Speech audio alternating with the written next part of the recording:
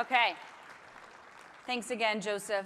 All right, up next, it is my pleasure to introduce to you Guy Kawasaki. Guy Kawasaki is a marketing evangelist.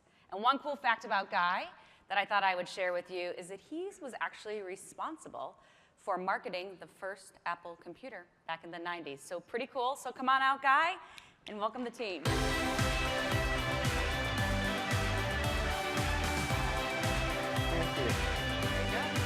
All right.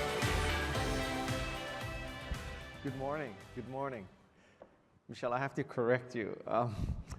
I was involved with the Macintosh. It was Apple II before that, and it was the 80s, just to make myself look even older. Yeah, that's true. You weren't born then, so you're excused. Yeah. There were these things back there called books. No. So good morning. My name is Guy Kawasaki. And I'm going to talk to you today about enchantment. This is a skill set for influencing and persuading people and changing their minds. And this is a skill set that I learned working at Apple, working as a venture capitalist, an entrepreneur. Today, I have a rich and varied time schedule. I'm chief evangelist of a company called Canva, which is an online graphics design firm. I'm also on the board of trustees of Wikimedia, which is the Wikipedia organization. And finally, somebody's got to do it. I'm a brand ambassador for Mercedes-Benz. So this means my car is free. Although, funny story, the mark of a good speaker is that you never get off track, but the mark of a great speaker is you can get off track and come back. I'm going to show you that. So, funny story about Mercedes. So I started this ambassadorship at the end of 2015. And so in exchange for social media and promoting Mercedes-Benz and going to car shows for them, I get to drive an AMG GTS, which is this total just freaking rocking car. And I think, well, what a great idea. I wanted to go to the car show anyway. I love social media anyway. And I convinced them to give me a car to do what I love to do anyway. What a deal. And then in the first week of January, I get a 1099 from Mercedes-Benz. And come to find out, when a car manufacturer loans a person a car, that's considered income. And so I have to pay tax on that. Anyway, that's neither here nor there. I tell you that story. That's what it's like to be a Mercedes-Benz brand ambassador. I'm going to talk to you about enchantment. I'm going to use a top 10 format. This is because for 30 years I've seen tech speakers, and I have to tell you, with the exception of Cisco speakers and poet laureates, they pretty much all suck. Seriously, really, I mean, let's be honest. Most tech speakers suck. And also, most tech speakers go long. That's a deadly, deadly combination, Because if you suck and you go short, it's okay. And if you're great and you go long, also okay. But if you suck and go long, it's like being stupid and arrogant. It's just a deadly combination. And so what I've done is I embrace the top 10 format. I always use the top 10 format. That way, in case an audience thinks I suck, they know about how much longer I'll suck. Now, I'm going to give you more credit than the previous speaker. I'm going to assume you can handle more than 8 seconds of attention. So my speech is a lot longer than 8 seconds, okay? But it is a top 10 format. I'm going to start off with a picture. This is a picture to show you my checkered past. This is the Macintosh division. I'm in the far upper left-hand corner. You can barely see me. One of my big mistakes in my career is that I did not anticipate how successful Apple would become. Had I known that, I would have stood in the front of this picture. So this is the Macintosh division back then. This is circa 1984. Apple had two big divisions, the Apple II division, which was making all the money, the Macintosh division, which was spending all the money. And we were such bad people. This is the greatest collection of egomaniacs in the history of California, seriously. And that's saying a lot. There's a lot of egomaniacs in California. And we kind of held the record for about 30 years till Facebook broke the record. But this is a collection of arrogant people. We worked for Steve Jobs, very special rules. Back then, we had unlimited supplies of fresh orange juice, which you think now, well, what's the big deal, right? Everybody has massages, sand volleyball, Thai food, free dry cleaning, free dental in a bus. But back then, free juice was a big deal. That's how old I am, Michelle. Juice was a big deal. And we had a very special travel policy that any flight over 2 hours qualified for first class travel. Yeah. That wasn't true with the Apple II division. And my interpretation of the rule is that the 2 hours begins at the moment you leave your apartment. So I lived in Los Altos. I flew out of SFO. That's a good, well, half an hour. I would literally fly first class from San Francisco to Monterey. I mean, it was a great time. We were such bad people, we would not let Apple II division employees into the building. Can you imagine working for a company where you work for one part of Cisco, but you can't go into the building of another part of Cisco? And then the Apple II people figured out that they were paying for this building. Yeah, so they were paying for a building they were not allowed into. So as you can imagine, that really upset them. So they came up with this great joke about us, which is, how many Macintosh division employees does it take to screw in a light bulb? The answer is 1. The Macintosh division employee holds up the light bulb and expects the universe to revolve around him. That's right. How many of you use Macs in this room? Yeah, this is getting better and better. For those of you who don't, the Microsoft version of this joke is, how many Microsoft employees does it take to screw in a light bulb? The answer is none, because Bill Gates has declared darkness the new standard. That's a picture with Steve. That's the only picture I know of and recorded in the history of Steve Jobs that he's ever shown kneeling. Let's just say Steve Jobs never kneeled for anybody, if you know what I mean. Everybody wants to know a Steve Jobs story, so I'll tell you one Steve Jobs story to just give you the perspective. To tell you the truth, I've never seen the movie, I don't read the books, I don't do all that. I've heard I'm mentioned in the movie. I'm flattered that my name passed through Kate Winslet's lips. But I've not seen the movie. But my favorite Steve Jobs story is that one day I'm in my cubicle working. He shows up with someone that I've never met, never seen before. He asked me about a company called Knoware, Knoware, knowledge software, educational software company. I tell him, well, Steve, kind of a mediocre company from what I can tell. I looked at their software, drill and practice, doesn't take advantage of mouse, graphics, video, high res, anything. It's just kind of, 2 + 2 = 4, drill and practice educational software. Not very strategic for Apple, kind of a mediocre product, mediocre company. And then he says, I want you to meet the CEO of Knoware. Yeah. That's what it was like. So just so you know, the best experience of my life. Okay. So I'm going to slant this speech a little bit towards social media. I happen to love social media. I concur with much of what was said about social media. And so I'm going to give you a social media slant on persuasion and influence. Okay. So I think that the starting point of great social media, great marketing, and great enchantment, the ability to influence and persuade people, is that you have to be likable. Think about it. Have you ever been enchanted, truly enchanted by someone you didn't like, that you sort of naturally gravitated toward the person? And so this is the first step. This is a picture that I think really embodies likability. This is me with Richard Branson. A scenario here is that he and I are in Moscow for a speech. He comes up to me in the speaker ready room and he asks me, Guy, do you fly on Virgin? I said, oh, Richard, I'm United Airlines global service level. Nobody even really knows how you get to be global service. I really can't jeopardize United Airlines global service, because when you are global service, United Airlines becomes very, very good, right? And so when I said that, that's what he did. He got down on his knees and he started polishing my shoes, literally. I've never seen Steve Jobs get on his knees polishing anybody's shoes for using a Macintosh, iPhone, iPod, iPad, okay? He got down on his knees. So I had this moment recorded.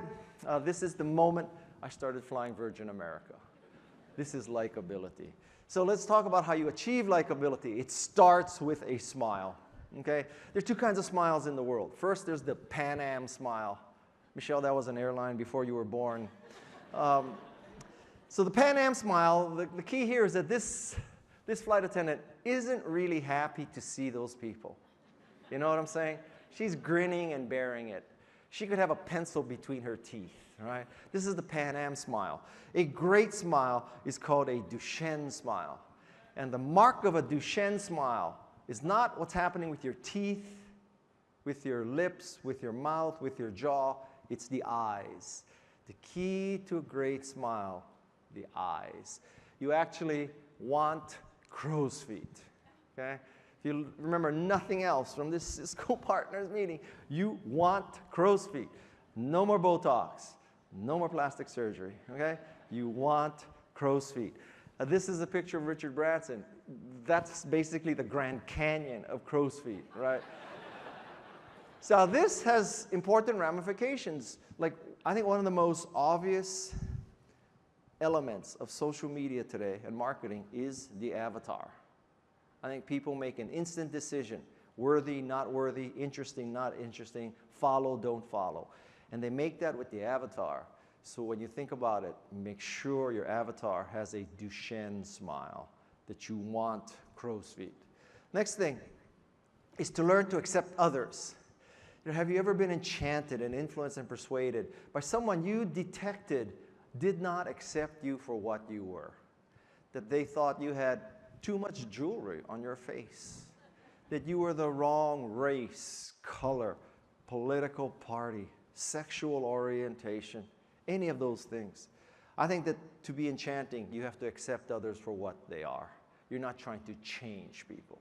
The third quality of likability is that you default to yes. It means that when you meet people, you're always thinking, yes, how can I help you? As opposed to, no, how can I prevent you from taking advantage of me?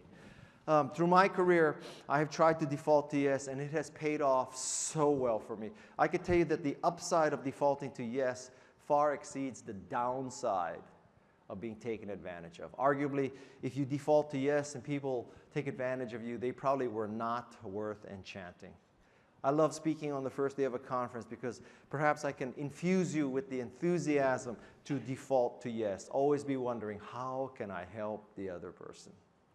Next step, the next pillar of enchantment is trustworthiness, because you can like somebody but not trust the person, right? You could like someone rich and famous. You could like Kim Kardashian. You could like Charlie Sheen. It doesn't mean you trust Charlie Sheen. It doesn't mean you like and trust Kim Kardashian. Trustworthiness is the next step. There's some great examples. I think one of the best examples in business is Zappos. So, you know, imagine if someone told you 10 years ago, we're going to enable women to buy shoes without trying them on, without seeing them, without touching them, without smelling the shoes. I would have said, you're crazy. There's no way. Yes, you could sell a book this way. You could sell a DVD this way, but not shoes. You're about to spend $1,000 on Jimmy Choo's shoes. You want to see it and touch it and try it on and smell it. You want the total experience. There's no way women will buy shoes this way. And yet, I dare say, how many of you buy shoes through Zappos? And it's because you trust Zappos. And why do you trust Zappos? It's because Zappos trusted you first, right? Zappos has the world's greatest return policy. If you don't like the shoe, they will pay for shipping both ways. Shoes to you, shoes back to Zappos if you don't like it. I know this is true because there's a box going in and out of our house every week, okay? Now, today is a very special day, okay? This is total value add keynote speech. Not only do you want crow's feet, I'm going to tell you about the world's greatest shoe deal, and it's today. I don't want you buying it right now and interfering with the cogency of my keynote. But during the break, I will tell you, today is a very special day for Zappos, because if you buy shoes today, you can return it for 4 years. 4 years, leap year. Every 4 years you can do this. So buy your shoes today. Next topic is that, you know, to be trustworthy, you need to orient yourself. I think the world can be separated into two kinds of people. There are bakers and there are eaters. Eaters see the world as a zero-sum game. If you eat the pie, I eat less of the pie. It's a zero-sum game. Bakers do not look at the world this way. Bakers say, I can bake another pie. I can bake a bigger pie. Everybody can have pie. Generally speaking, bakers are more trustworthy than eaters, because bakers do not see other people's gains as their loss. Bakers are more trustworthy than eaters. And the third point is always find something to agree on. You want to be trusted by people? Find something to agree on. It can be almost anything, right? With Macintosh, we tried to make Macintosh a spreadsheet database and word processing machine in the mid-'80s. Let's just say the market and Apple did not agree on that. We were rejected in all three markets. Finally, we found something to agree on. That is, Macintosh was very good for desktop publishing. Aldous PageMaker was a gift from God to Apple. No Aldous PageMaker, no desktop publishing, no Apple today. Imagine a world without Apple, right? We'd all have phones with real keypads. We'd have phones where the battery lasted for more than half a day. What a concept. We'd have phones where GPS actually got you to the place you wanted to go. You could put a phone in your jeans and it wouldn't bend. It would be a different world. I believe that PageMaker was a gift from God to Apple. And I believe in God. And one of the reasons why I believe in God is there is no other explanation for Apple's continued survival than the existence of God. My point here is that finally, Apple and the market found something to agree on. Macintosh, good for desktop publishing. Now you may be wondering, what the hell is this picture about? So this is a picture of opera. So the story goes, two Latin American countries have a diplomatic crisis. They meet in a neutral third country. They negotiate for days. They make no progress. Finally, one chief diplomat says to the other chief diplomat, we need to resolve this by Friday because Friday I have to return home because I promised my wife I would take her to the opera. He goes on to say, I hate the opera. My wife forces me to take her to the opera. I dislike the opera. The other chief diplomat, who has agreed with nothing all week, says, oh, you hate the opera too? And your wife forces you to take her to the opera too? My wife forces me to take her to the opera too. I hate the opera. They finally found something to agree on. So if you want to be trusted, find something to agree on. It could be a dislike of opera. It could be a love of football. It could be golf. It could be adoption. It could be knitting, crocheting. It could be the fact that you went to the same school, whatever it is. But find something to agree on to be trusted.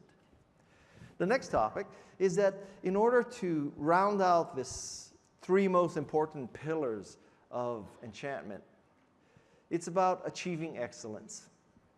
And by this, I want to share with you a thought that, I have tried to enchant people with great things, and I have tried to enchant people with crap. And it is a lot harder with crap. So this kind of sounds like a duh-ism, right? Like, duh. Of course you're going to try to enchant people with great stuff. But you'd be amazed at how many people try to enchant people with crap. So these are the qualities of great stuff. Great stuff, first of all, is deep. Deep. Lots of features, lots of functionality. Think of the power of the Cisco solutions that you have, how deep, how they have anticipated everything you need as you come up the power curve. This is a more analog example. This is a sandal made by Reef. It's called a fanning. Every sandal in the world has one primary purpose: protect your feet. This sandal has twice the functionality, twice the depth, because that metal clip there, the purpose of that metal clip is to open beer bottles. This is a very deep sandal. It opens beer bottles. Great products and services are also intelligent. When you look at them, you say, this company understood my pain. This company understood the problem. This company tapped this kind of unmet need. This is a GT500 Shelby Mustang. This Mustang has 650 horsepower. If you're not into cars, let me translate that for you.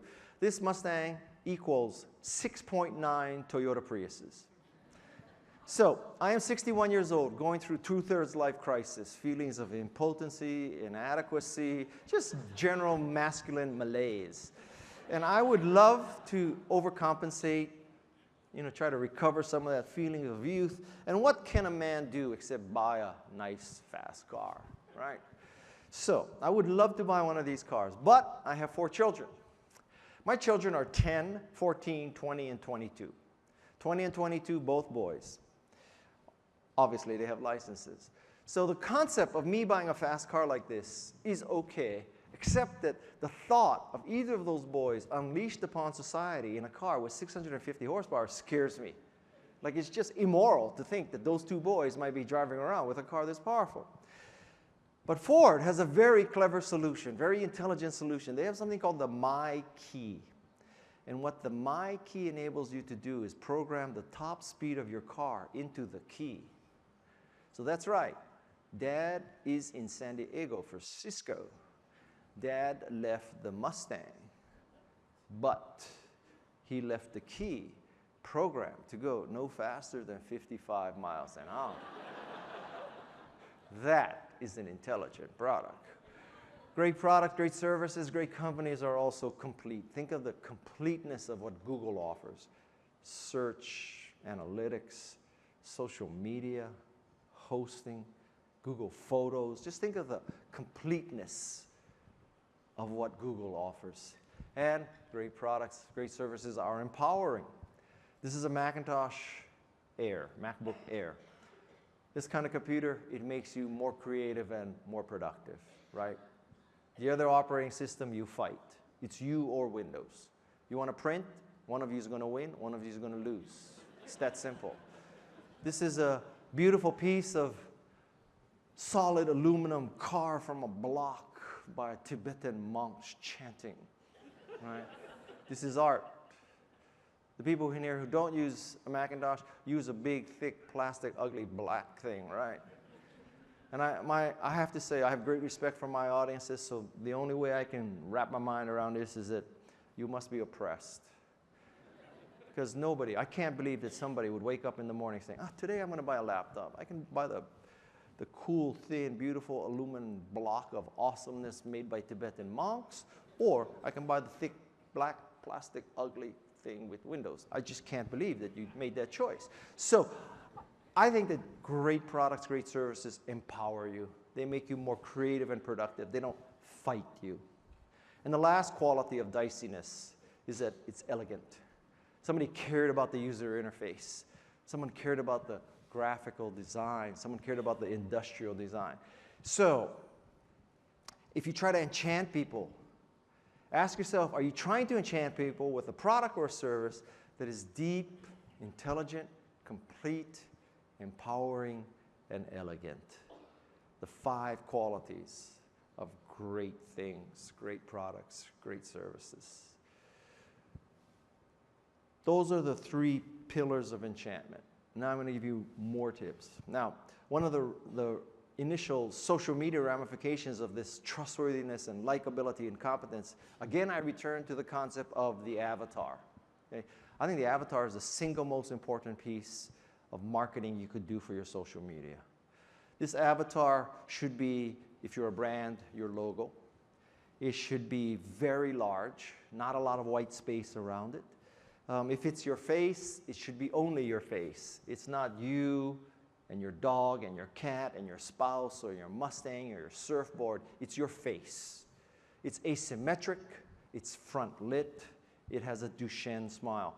I think a very good metaphor for you in social media and influence and persuasion and enchantment is online dating.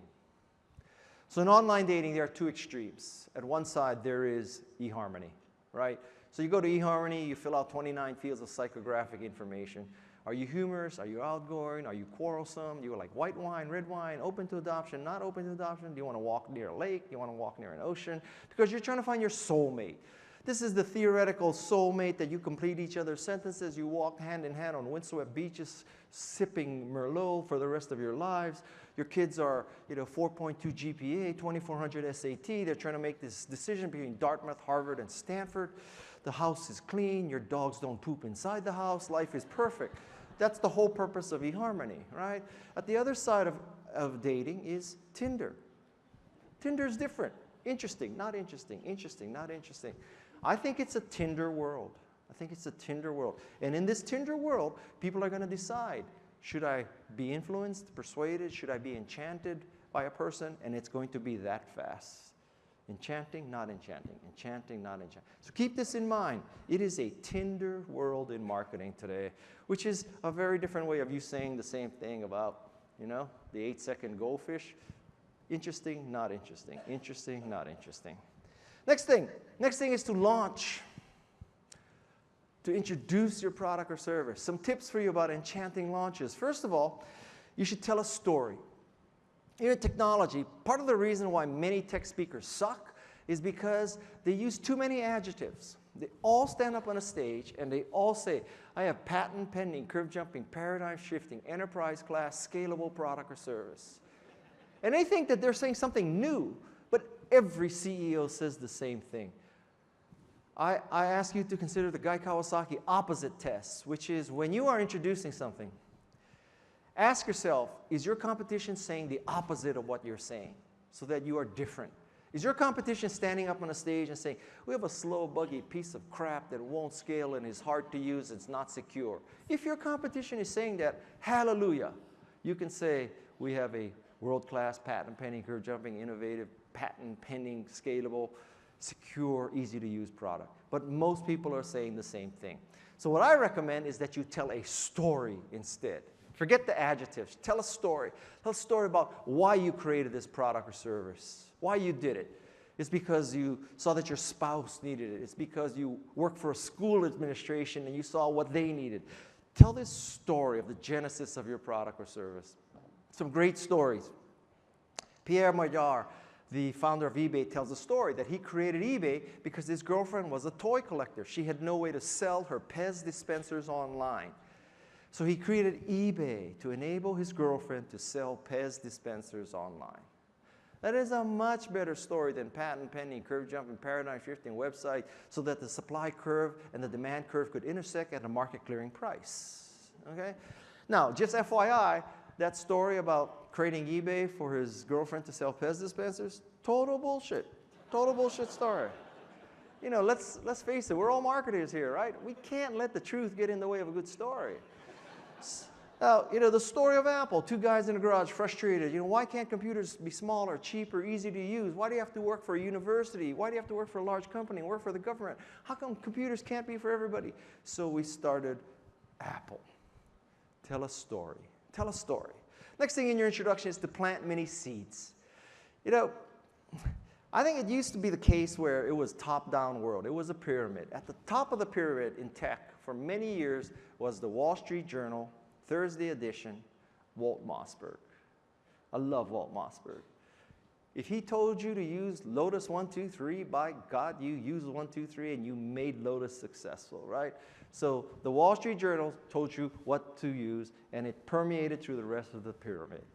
I think that the world is reversed, and it's because of social media. So now instead of it being like this, it's like this. And who's at the base of this pyramid? It's Lonely Boy 15. Lonely Boy 15 is at AOL.com. Lonely Boy 15 still lives with his mother. Lonely Boy 15 has Buzz Lightyear sheets. Okay? Not the Wall Street Journal. It's not Walt Mossberg. And so in this world of Lonely Boy 15, you have to plant a lot of seeds because it's easy to find Walt Mossberg. It's easy to find Verge and Mashable and TechCrunch. It's very hard to find Lonely Boy 15. Lonely Boy 15 has to find you. So you need to plant a lot of seeds. In the book business, as an author, I can tell you that in the old days, you prayed that the New York Times book review reviewed your book. If they reviewed your book, it made your book, okay? So you sucked up to the New York Times book review. If they reviewed you, hallelujah, you're done.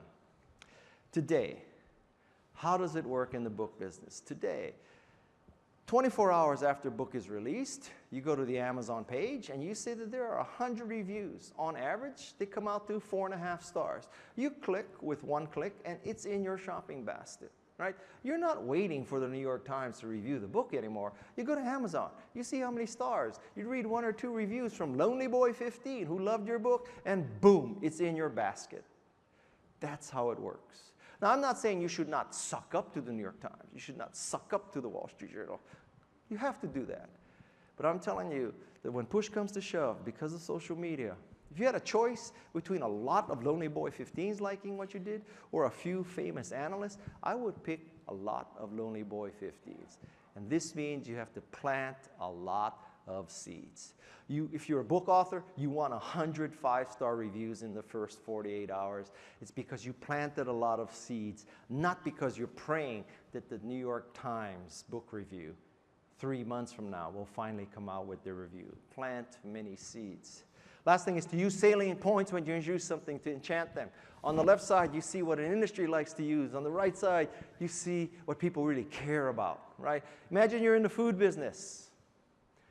Turn over a bag of chips, it says 250 calories per serving, 2 servings, 500 calories.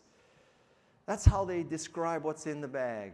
Do you know how much better it would be for the world if you turned over a bag and it said, if you eat this bag, you need to run 20 miles? A much better way to describe what's in the bag. If you're in a not-for-profit business, not-for-profits love to talk about dollars, the size of the fund. But really, when people donate to a not-for-profit, they don't care about the size of the fund. They're not thinking in terms of endowment. They're thinking of, if I give you $500, this will buy food for a family in Ethiopia for a year. That's what they care about, months of food. And in our kind of business, you know what? It's not about gigabytes. I refuse to believe people wake up in the morning and think, God, if I only had another 32 gigabytes, my life would be complete. I would be a happy person, right?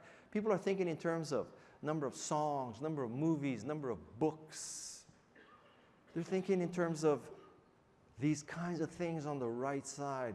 I have to run 20 miles to work off this bag of chips. I can pay for a family in Ethiopia for food for a year.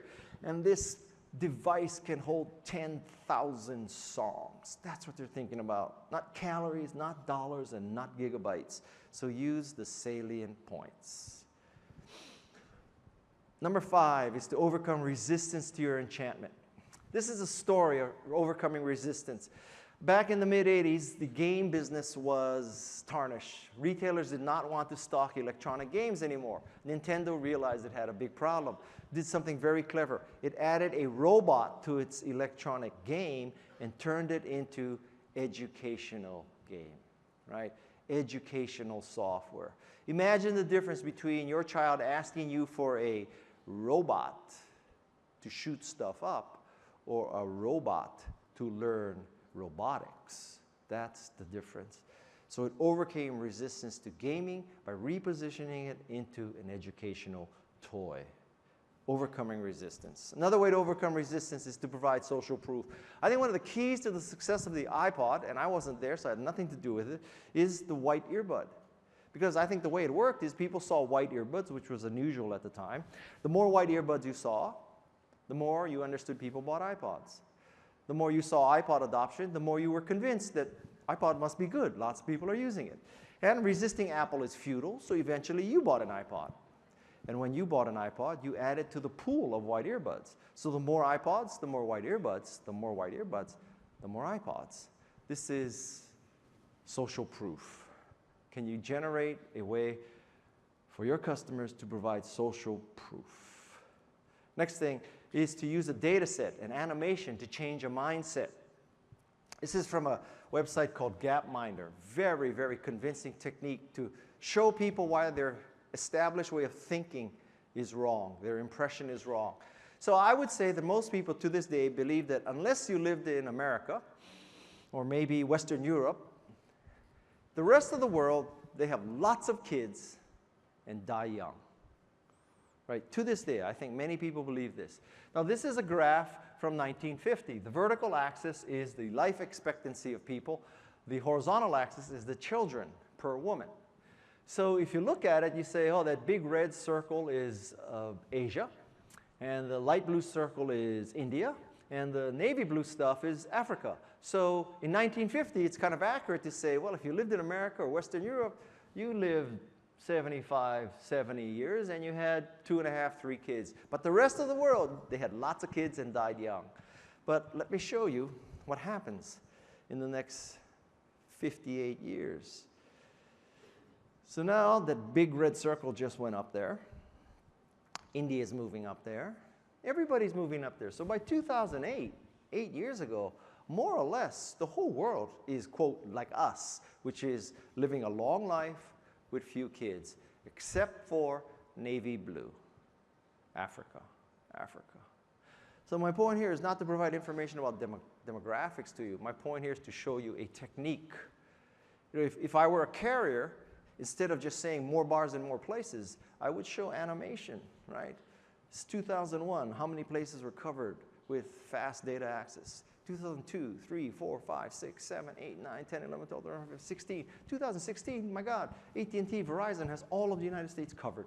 It's all 5G. It's all 4G LTE. The animation is the key. That I think it's just some principle that when you see stuff move, it becomes more believable, more believable. So if you ever need to change a mindset, try to use an animated data set. The next thing is to be sure you enchant all influencers. I think many, many companies believe it's always the father. You would be wrong 80% of the time. It's the mother, really. That's the key to a decision. Sometimes it may be the sister. Sometimes it may be the grandfather. In my family, it's the daughter. I have a 14-year-old daughter. I will do whatever it takes to make her happy. She gates my happiness.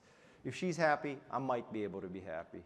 If she's not happy, I cannot be happy. I can only be as happy as my daughter is happy, right? As proof of my dedication to my daughter, I'll tell you that I went to not 1, but 2 Justin Bieber concerts, okay? Is there any greater proof of that? So the key is be sure you enchant all the influencers. In the B2B setting, you know, I think one thing I learned at Apple was, my God, you know, we thought we could focus on CIOs, right? So Fortune 500 CIOs would make a top-down decision to put Macintosh in. What stupidity. Oh my God. You know, the only way we got into Fortune 500 companies was through the side and through the bottom. It was never, ever through the top. Never. And the side and the bottom means it's the graphic designer. It means the administrative aide, the secretary, the meeting planner. It means the summer intern. It was everything but the top. Be sure you enchant all the influencers. Number 6 is how to make enchantment endure. This is a great example. Grateful Dead has endured for decades, multiple generation Grateful Dead fans. And one of the ways that the Grateful Dead has endured is because it does things differently. So at a Grateful Dead concert, there's an area set aside for tapers. So they encourage people to bring recording equipment and record the concert to share with their friends. While every other band is trying to, you know, do strip searches of people coming to concerts so that nobody records the concert, the Grateful Dead wants you to record the concert, to get you as an evangelist for the Grateful Dead, to find more Grateful Dead fans. That's what's making the Grateful Dead endure. Some other ways to do this. First of all, you build an ecosystem. We are part of the Cisco ecosystem, right? When you're part of the Apple's ecosystem or the Android ecosystem, you know, you're writing software for iOS or for Android. It's not just Apple, it's not just Cisco, it's not just Google. It's the totality of what you represent. It's VARs and consultants and resellers and user groups and online communities, conferences. It's the totality. An ecosystem makes a better overall product offering. The ecosystem can do things that you can't do. You the parent, you the mothership, that Apple or Cisco or Google cannot do, doesn't want to do, shouldn't do. But when you build an ecosystem, everybody's pulling for you, because if you succeed, they succeed. And if they succeed, you succeed. That's why we're all in this room today. It's about building a vibrant ecosystem. Next concept is to invoke reciprocation. The best book I've read about persuasion is this book, Robert Cialdini. It's called Influence, the Psychology of Persuasion. When an author tells you to read somebody else's book, there is no higher form of praise. Seriously. This should be required reading for every one of you. In one part of the book, he discusses reciprocation as preserving enchantment. So this is a carpet that depicts the war between Italy and Ethiopia. Italy invaded Ethiopia in the 1930s. When this happened, all of the world stood by except Mexico. Mexico supported Ethiopia. Decades later, there was a big earthquake in Mexico, and Ethiopia, even though it was in the middle of a famine, collected money and sent money back to Mexico, because Mexico helped Ethiopia when Italy invaded Ethiopia. Similar story. After the Civil War, the people of New York bought the people of Columbia, South Carolina, a fire truck. They did this because they found out the people in Columbia only had a bucket brigade to fight fires. The first fire truck was on a ship that sank, so the people of New York actually bought the people of Columbia 2 fire trucks. Fast forward to 9/11, the people of Columbia raised $500,000 and bought the people of New York a fire truck to reciprocate for something that happened about 150 years earlier. That's how powerful reciprocation is. This is why you default to yes, because by defaulting to yes, you rack up reciprocation points. That's how it works. 2 power tips for you about reciprocation.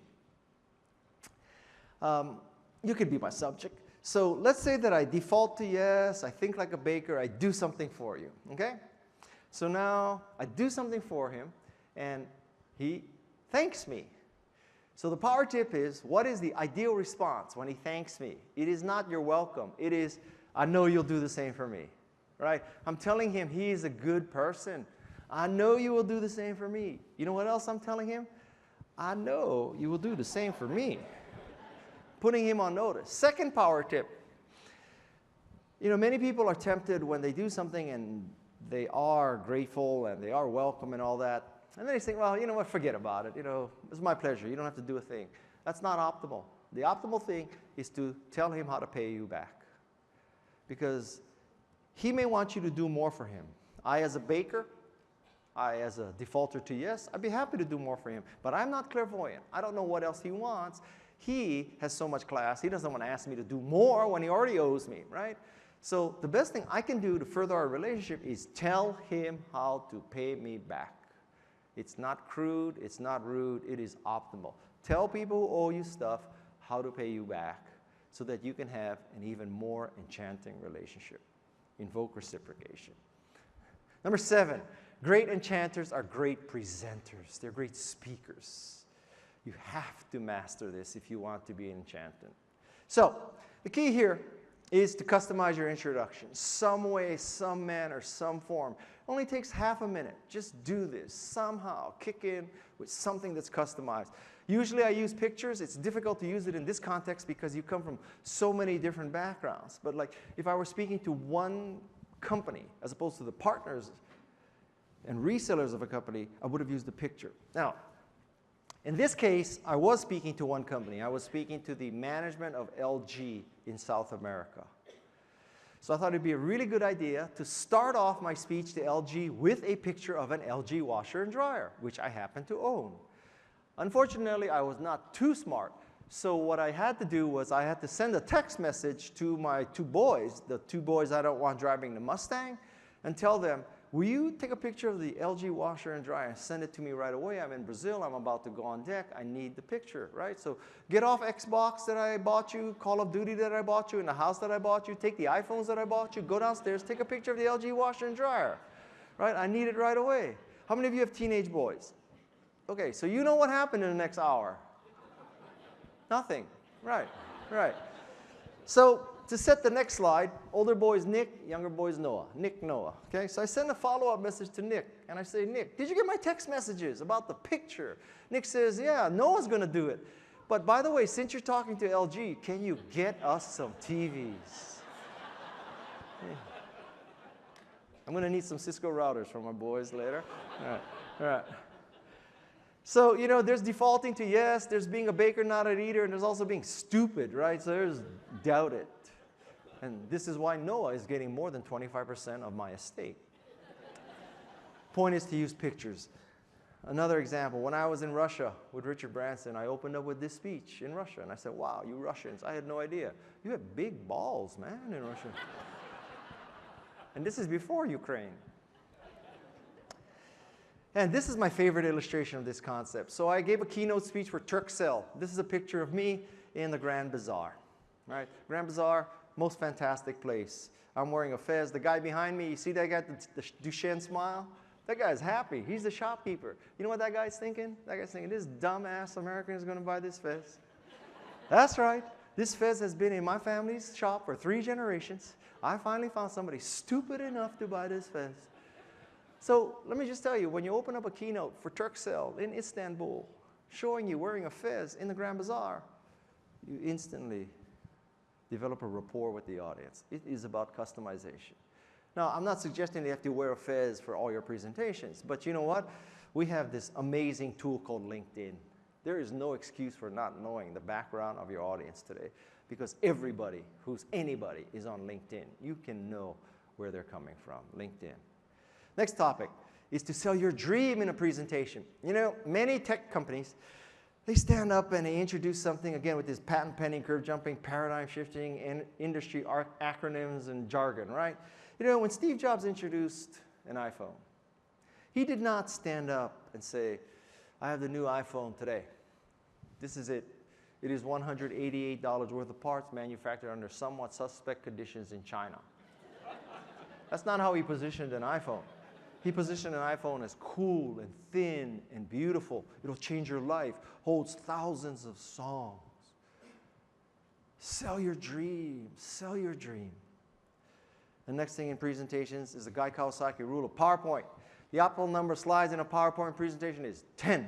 10. You'll be lucky to get 10 points across. You're skeptical. You're saying, Guy, you're such a hypocrite. You're telling us to use 10. You're on like number 40 right now, right? What's up with that, right? That's what you're thinking, right? Let me explain. You are not me, okay? 10 slides. You should be able to give these 10 slides in 20 minutes. Why 20 minutes? You have an hour meeting. It's because, much to my utter frustration, to this day, roughly 90% of the world uses Windows. And I know, having met with many people with Windows laptops, you've got to give them 40 minutes to make it work with the projector. Okay? And then the ideal font size is 30 points. 30 points. 30 points. A very good rule of thumb for PowerPoint is figure out who the oldest person is in the audience, divide his or her age by 2.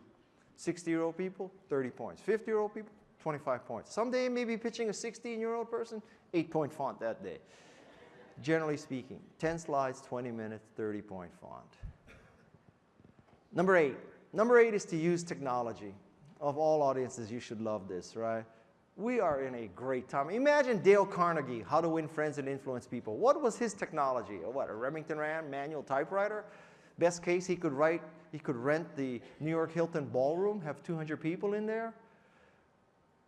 We have social media, man. It's like fast, it's free, it's ubiquitous. This is the best time ever to be in marketing. Fast, free, and ubiquitous, and it's a meritocracy, right? Having more money doesn't guarantee you success in social media. I might make the argument, the more money, the less effective your social media. Use technology. Step 1 is to remove the speed bumps. This is the speed bump to all our marketing today, which is CAPTCHA. What is the purpose of CAPTCHA? The purpose of CAPTCHA is to reduce your customers. Okay, so Holber is the first word. What is the second word? How many of you know what language that is? Like 7 of you. Okay, so how many of you have a Hebrew keyboard handy when you sign up for a new website? Oh, 0 of you. So we have 500 people here. 0 of you could register for this website. And the irony of ironies is that's the Hebrew word for obstacle. I wish I could tell you I'm so diligent. I went through site after site looking for CAPTCHA, Hebrew word for obstacle. It was plain dumb luck. It's the first one I found. I took it, and then months later somebody said, Guy, did you know that's obstacle in Hebrew? It's total coincidence, okay? I mean, this is just the story. Everybody's encountered CAPTCHA, right? I mean, remove the speed bumps. This is an example of removing a speed bump. This is a company called Sungevity. They install residential solar panels. One of the speed bumps in any kind of home improvement is you got to set up the time, you got to come to your house, you got to be there, they're going to look at your house, do the estimate, all that kind of stuff, right? You have to do this multiple times. Sungevity, very clever. All they do is they ask you for your home address. They look you up on a satellite photo. From the satellite photo, they mock up your house with the solar panel. They tell you how big the panel can be, how much it'll cost, how much power it'll put out, all by looking at a satellite photo. You never have to meet them. I think that removes a huge speed bump. Next is in social media.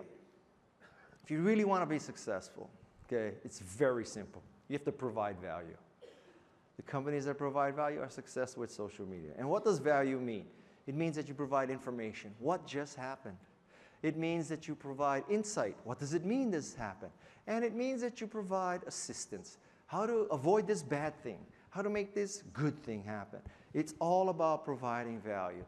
I aspire to what I call the NPR model. The way the NPR model works, much like Wikipedia, is that NPR provides great content 365 days a year. Every day. Wait, don't tell me, This American Life, Tech Nation, Fresh Air, great stuff. And a few weeks a year, it runs the pledge drive. Who among us likes the pledge drive? Nobody. Not even NPR likes the pledge drive, right? We all hate the pledge drive, but we tolerate the pledge drive. And some of us, we reciprocate, we even give money. Now, how is it that NPR can run a pledge drive and not have everybody abandon NPR? It's kind of like Wikipedia. A few weeks a year, Wikipedia puts out a really ugly banner that says, please donate and support Wikipedia. You have no idea how successful that banner is. My God. Most for-profit digital websites would die to have how effective that banner is. And why is it that people pledge? Why is it that people give money to Wikipedia? Trust me, it's not because you can get the hand-crank Eton radio, okay? It's because people feel a need to reciprocate. So that's what I'm telling you is the key to social media. Provide great content so that people feel a need to reciprocate.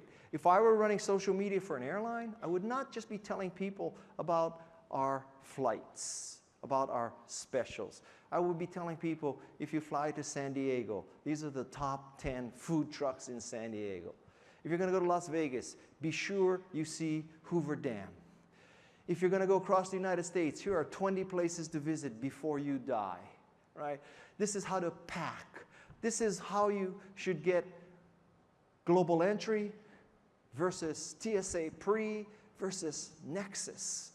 This is how you do that. This is what a known traveler number means. If you get a known traveler and you put it in your record, you'll be pre every time. It's these kinds of information. So you do that all the time, and then every once in a while you hit them with a promotion. Use Canva. Use my service. Buy my car. Eat at Taco Tuesday at my restaurant. But you embrace the NPR model. That's the key to social media. Next thing is to enchant your boss. Very simple. The way to enchant your boss is when your boss asks you to do something, you drop everything else. This isn't fair. This isn't even optimal. But this is how you enchant your boss. You don't know what pressures are on your boss. You may think that this is the world's stupidest low priority request, but if somebody's breathing down your boss's neck, you need to alleviate that pain. That's how you enchant your boss. Men in the audience, piece of marital advice. I'm still on wife 1.0. I think the key to enchanting your wife is when your wife asks you to do something, guess what? You drop everything else. You don't tell her why what you're doing is more important than what she's asking, because frankly, you are wrong, okay? Just drop everything else. Next thing is to prototype fast. Your boss asks you to make a PowerPoint presentation for her. Prototype it fast. Just put up text, put up some sample photos, and say, am I on the right track? There's two benefits of this. One is you have tangible proof that you dropped everything else. You come right back with a prototype. Second advantage is now you have the ability to have an intelligent conversation about what exactly should be in this thing. Rather than talking in vague terms, we can now start editing text. Prototype fast. And the third thing is to deliver bad news early. The concept that you should deliver bad news late because prior to the bad news actually occurring, the miracle will occur. Okay? That's just false. It never goes down like that. So what you need to do is deliver bad news early, because that way you can prepare and possibly avert the bad news. Deliver bad news early. I, as a boss, I always want to hear the bad news early. You can always surprise me with good news. My God, our sales budget is way over forecast. You could tell me that right before I walk into the board meeting. No problem. No problem. But bad news, I want to hear bad news early. Number 10. Number 10 is to enchant people who work for you. How do you do that? And the key here is that you provide a map. This is taken from Daniel Pink's book, Drive. Daniel Pink says, pay people adequately, but then if you want to enchant them, if you want raging, inexorable, thunder lizard employees, you provide a map. The M in MAP stands for mastery. You come work for Cisco, you come work for me, you will master new skills. You will be a better employee. The A stands for autonomy. You come work for us, we're not breathing down your neck. You're going to work independently. We have confidence in you. You'll be working independently. And P is purpose. You'll be working towards a higher purpose. We don't simply make a buck. We're not simply making routers. We're changing the world. We're making this a more secure, more productive, more powerful world. So come work for me. Master new skills while working autonomously towards a higher purpose. This is how you enchant employees. Next thing is to empower action. To tell the employees, I trust you. I believe in you. We recruited well. Make the decision. And the last way to enchant people to work for you is to suck it up. There used to be this great TV show called Dirty Jobs with Mike Rowe. How many of you used to watch Dirty Jobs? What a fantastic show, right? And why did we all love that show? It's because Mike Rowe was willing to do the dirty job.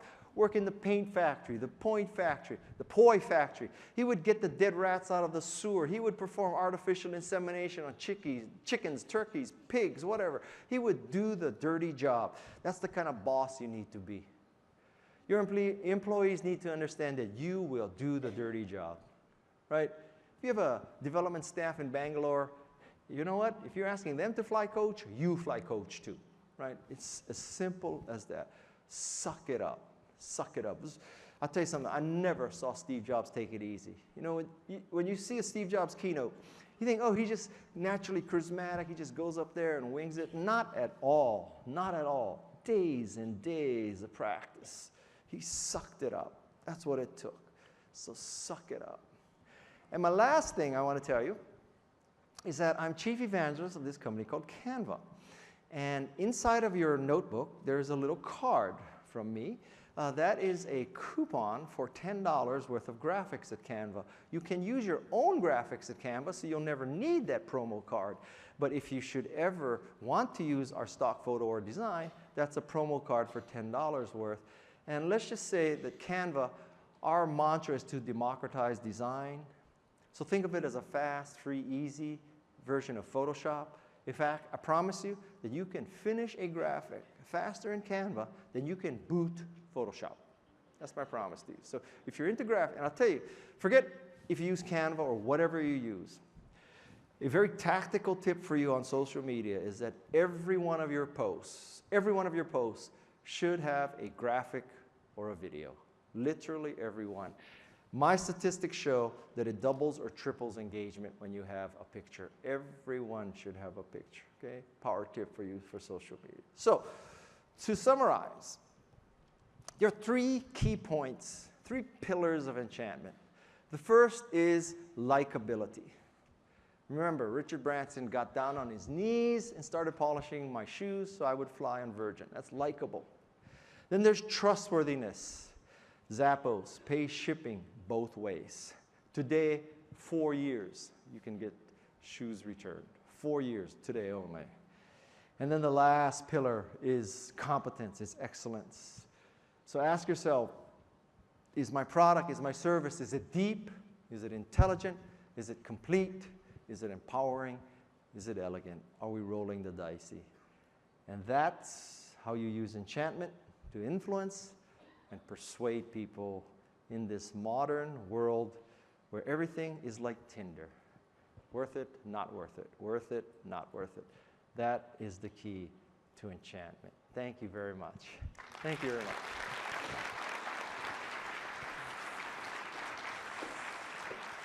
Thank you very much, Guy. Thank you. Do you want to know what I really wish? What? I really wish you would have shown me that picture during the rehearsal, because it was dead giveaway that that was the 80s, and I probably wouldn't have transposed the numbers. Thank you very much.